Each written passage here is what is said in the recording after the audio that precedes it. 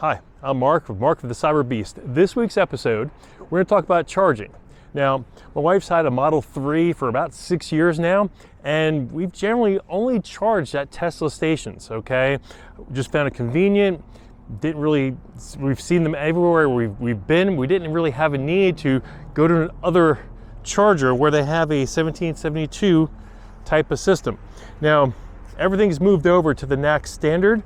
So all new cars moving forward are going to be the NACS, NACS, which is the Tesla standard. NACS stands for North American Charging System. Now, this is a 1772.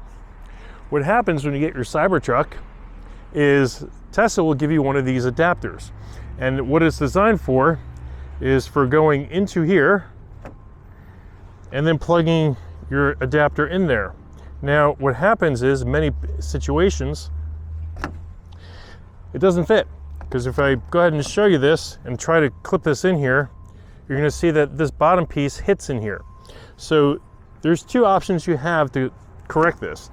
Option number one is, and we have a video on this, how to reassemble the fender, but you can actually pop the plastic off the entire thing.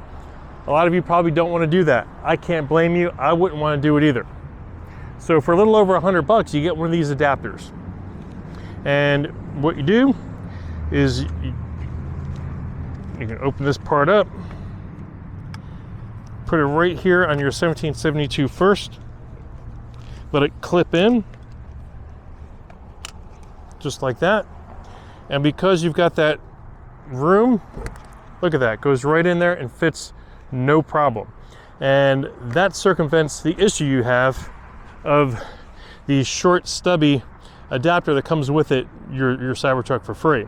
So the cool thing about this adapter here, which we'll have the link for below as we always do, is, put this down here for a second. You get a nice little carry case for it, so it keeps it in good shape. You don't get debris in it. It goes right in here like this.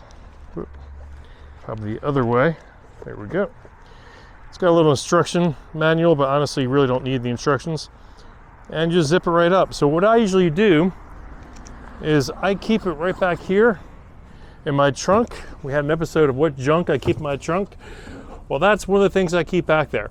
So it makes it convenient to charge from a 1772 if you're ever not near a Tesla charger. And we've got these here at Circle K. These are brand new. These just installed about a year or two ago, and they just redid the whole service station. Haven't really had a need for it because we charge at home. But for those of you who do, what you'll notice is a lot of these other stations, they're kind of in disarray to some degree. A lot of people don't keep them in good shape. So as you can see here, this is kind of falling apart. That's why I rested it on the ground. Anyway, that's our charging episode for the 1772 adapter and how to get around your stubby little one that comes with it. Appreciate you joining me today, and remember, hit like, comment, subscribe below. We'll see you again tomorrow.